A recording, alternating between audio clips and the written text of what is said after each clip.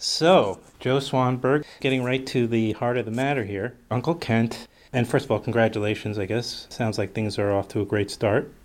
Yeah, it seems like it's going well. We've had a couple really good screenings, and I've never shown a movie at Sundance before, so it's a little bit of an overwhelming experience, but so far so good. So then how did the process come about to get chosen for one of the Sundance Selects? Well, I have a really good relationship with IFC, and Uncle Kent is the fourth of my films that they're putting out. And we've always kind of been ready to try new things and sort of push the envelope with technology and alternative ways to distribute the films and stuff. So 2 years ago, they put out a film of mine called Alexander the Last, and we did a day-and-date VOD premiere with the South by Southwest Film Festival. Mm-hmm. So when they took the rights for Uncle Kent, and when Uncle Kent got into Sundance, I think it made sense that we would try it again here and, hope to reach a wider audience and just sort of keep pushing in that direction. The fact that VOD is becoming this much more prominent sort of way for films like yours getting out. Yeah. How's that felt? I mean, did you always maybe had your mind set on going theatrical at one point, and that was your dream? I don't know. Well, we did. I had the experience of doing a theatrical release with IFC in 2007 with a film of mine called Hannah Takes the Stairs. Yeah, we've heard of it. And it was great, and I sort of did get to fulfill that lifelong filmmaker fantasy and kind of had that experience. And but at the same time, like, the most exciting aspect of the Hannah Takes the Stairs release was the VOD. And as I was sort of like traveling around from city to city and doing Q&As at the screenings and stuff, I was getting these like great emails and phone calls from IFC saying like the VOD is doing really great. A lot of people are watching it. It's doing a lot better than we expected. And ever since then, I've sort of realized, like, on the small scale of things, like, I can't be really picky about how people access my work. Like, the bigger challenge is even like letting people know that the movies exist at this point, without movie stars in them and without gigantic advertising budgets and things like that. So, but that's had to also be a conscious decision. It's been sort of like a real amazing kind of revelation for me, because when we did the Hannah Takes the Stairs release, I sort of thought that would be the small additional revenue stream to the theatrical, and realized like that's the main revenue stream, and like theatrical, like you're hoping to break even and probably you're going to lose some money. So yeah, have you noticed in the time since Hannah Takes the Stairs that it's been, I guess you've already sort of described that it seems like maybe it's harder now to get films into theatrical, or is it more just like this feels right and this is where things are gravitating? It's more that it feels right, and it's more that, like, I'm not somebody who's precious about the theatrical release. So I'm not, when I have a conversation with IFC, when I finish a new film and we talk about IFC distributing it, like, that theatrical is never even like a sticking point in those conversations. It's always more like, well, how do we make sure that the VOD does well, and how do we position the film the best for that? And I just think things are changing, and I think that I happen to grow up. I'm 29 years old. Like, I happen to grow up in a time where I was paying attention and just getting into indie film in the 90s, when Sundance meant, you bring your tiny movie here and you sell it for a lot of money and you have a big theatrical release. And that was sort of the model when I was going to film school. But, it's actually kind of like nice for me to have a new model and to sort of move on from that idea.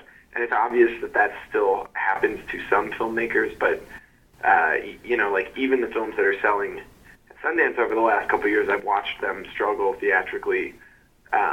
So, it's kind of, I almost think it's like time for a kind of new mythology to develop around indie film, and like how indie filmmakers go about making those deals and what's important to them. And I think that VOD is going to continue to be the way that people can access small films, and I think that doesn't have to mean that you don't get to show your film on a big screen in front of an audience. I think film festivals sort of come in and take the place of that.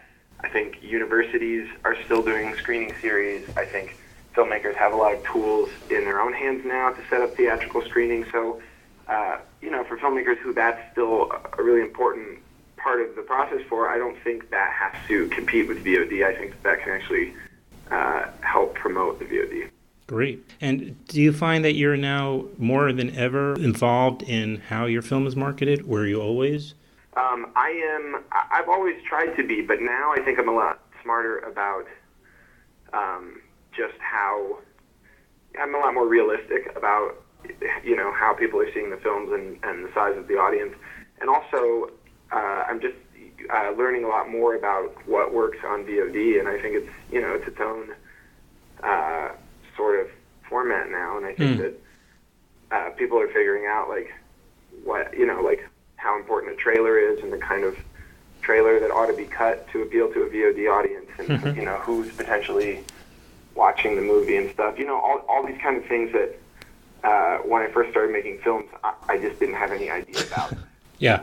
Well, I don't think anybody really has the exact answer or the prescient knowledge of how this is all going to play out. It's sort of still a kind of a wait and see type of thing. When I talk to a lot of independent film professionals, and I've actually interviewed Ed Burns and William H. Macy, on the creative side. And people, different industry people who are involved in VOD or just independent film, and everybody uses the same expression, the Wild West. Yeah, I think that is right, and I think that also, I mean, for me, that's a lot of fun. I'm really excited to be in the Wild West, because I think that over the next few years, a couple of people are going to get it really right, and they're going to discover something new that really works, and then there's going to be a giant stampede to sort of go try and do that thing, and right. Going to do something else. And so, I really, in my relationship with IFC, I think we've always been hoping to be on the forefront of those things rather than, chasing around different strategies that seem to work. So it really appeals to me, and I think the same kind of attitude that wants to figure that stuff out is the kind of attitude that makes you want to make independent films in the first place. So I think that they kind of go hand in hand as just a sort of mentality of separating yourself from the pack and making different kinds of movies, and then also finding different kinds of ways to put those movies out into the world. So you're saying that maybe what's developed and become much more exciting in the challenge is not only making, of course, your films and creating stories, being a storyteller, but also how to get your stories in front of the most pair of eyes possible. Yeah, that's right, and that's sort of always been, distributors have sort of always done that, and when I have an idea and when I go through the process of making a film, I actually do my best to forget about all of that and kind of just make the best film that I can make. But then as soon as it's finished, I do think on the indie side of things that the filmmakers need to, sort of have ideas and have a good understanding of the film that they made and be realistic about how to get it out there. And I think that you just can't, the same way as an indie filmmaker, you can't rely on a ton of other people to do things for you, and you sort of have to pick up a lot of the slack yourself. I think on the distribution end, the distributors are really smart, and they're obviously paying attention, and they know a lot. But then I think you sort of have to plan to work as a filmmaker on the distribution side. You have to attend screenings, you have to promote the work, you have to just really plan that. It's a whole other second part of the job that's not super creative, but can have a lot of room for creativity. I understand, and it uses another part of your sensibilities, and that's probably a nice relief after the creative part of the work, process. It is. Yeah. It is. Yeah, and it's it's problem solving, which is always a fun thing for me since I was. Especially if you can find the solution. Yeah, that's right. Make money on the film. Right. That's great because I write for interviews for On Demand Weekly, and you really had a lot of great content there for this article. But I do want to find out a little bit more on the creative side too. I've seen all your films, and I was wondering, as a storyteller, where do you think Uncle Kent fits in the sort of the greater scheme of your stories? Like where you know? Well, I spent a lot of time sort of like making a slow, from Kissing on the Mouth through Alexander the Last, I would say like making a slow transition away from kind of experimenting with film form into just like wanting to be a better storyteller and really relying on that kind of stuff. And along with that came sort of like bigger budgets and working with some name actors and things like that. And I think with Uncle Kent, what was exciting for me was to strip all of that away again and almost go back to the same scale and the same sort of level of something like LOL, and just like really work with friends, do it really quick on a really low budget, and flex those kind of muscles again, which I feel like I had sort of been getting away from. So I had a really good time making the film, and I think it harkens back to what got me excited about filmmaking in the first place, and that's really small, running gun kind of way of shooting. What do you think, though, that that the story itself, where Kent's character is in life? I mean, Well, I think it's sort of like, I think it's a really interesting companion piece to LOL, actually, because I think that it's a chance to kind of revisit LOL characters 5 years later, in like a different world. Like Kevin Biersdorf, who made LOL with me, is also in Uncle Kent. Oh, sure. We're sort of joking the other day about how when we made LOL, YouTube didn't even exist. It's like so crazy to think about that YouTube is younger than the movie LOL, and Facebook was not something that everybody was using. Chat roulette certainly didn't exist. Right. And Craigslist was something that everybody, I think, was just sort of figuring out how to use, and it was migrating from this San Francisco thing into this international thing. So, but did you so in social media played a role in those two films too, right? Even though it was maybe more of in its infancy during LOL, that's a text reference and now you have like these two characters met on chat roulette. Yeah. So it's really amazing, and I also think I think that the chat roulette technology is really cool, and I think that it's really interesting how people just sort of instantly misuse it, and it becomes this sexual forum almost right away, rather than a forum for making connections with people or something, So, like, that kind of stuff has always been interesting to me, but, it's fun to go back to that theme and see how, the ideas of isolation and the idea that technology, rather than being something that connects people, might be something that isolates people. It's interesting 5 years later to see that it seems like that's coming true, and the character in Uncle Kent is almost like a look at those LOL characters a little bit right down the road.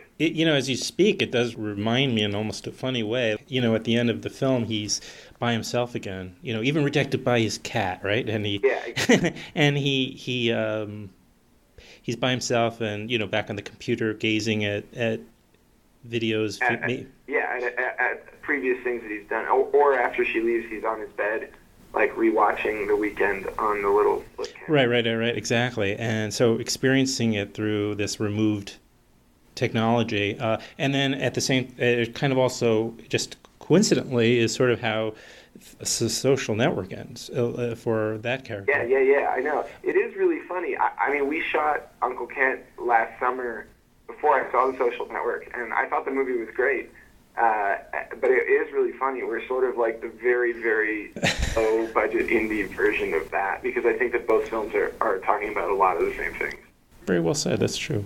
So maybe it's very much of its time. Whether that's... I hope so. Yeah, I think so. In almost like a time capsule kind of way. Well, it's something that I've always been excited about, actually. Like, rather than trying to make the films universal and timeless, it's like actually more fun for me to make them super specific to a period of time. And then hopefully, one of the things Kevin and I talked about when we were making LOL is like that we hope it'll be a really interesting movie to watch in 20 years when the technology is completely different and the same way that like movies about like the swinging 60s in London are fun to watch now. Like Sure. these like really specific kind of time capsules that catch the way that people dress and interact. I want to respect your time. I think I got a lot of good stuff. Oh, good. Yeah. So, I don't know. What do I say? Thank you so very much for putting up with all that at the beginning. And I think it's going to be for On Demand Weekly, which, like I say, is a site that, it focuses on content that's on demand and online. Great. So we'll have the review and this interview and to really focus and put some focus on your film as well as the other select films from your colleagues over there. Everything. How's the weather over there? Yeah. Great. Well, thanks so much. It was really good to talk to you, and thanks for having watched the other movies. That's really I appreciate that. Oh yeah, no, yeah. I mean, I've been a fan. I have to say, it's been something to what you've been doing. I like it. I like personal small stories, and I like the focus almost taken away from. Well, I don't know. I almost like in a sense, it's like your films put you. It feels like right in the center of these characters' small dramas. You're there for that period of time in their lives, and it's a very personal. Puts me back to the feeling of like watching Cassavetes and those filmmakers. Yeah. Cool. Wow. So it's a real. Happy to hear that. Yeah. No, I'll be following your work for some time. Good. Well, there's going to be a lot of it this year. I was really busy last year, so I have two different films that are going to be I know. at the film festival next month, and then something at South by Southwest, and a lot coming out. Yeah, I did see that you're in a film. It's going to be actually, I'm in Brooklyn, although as we speak, in Manhattan. But and I noticed over at the rerun. Yeah. That's something that I acted in. And right. I've actually been doing a little bit of that too. There's also a horror film that I acted in that's going to come out in the fall. Okay.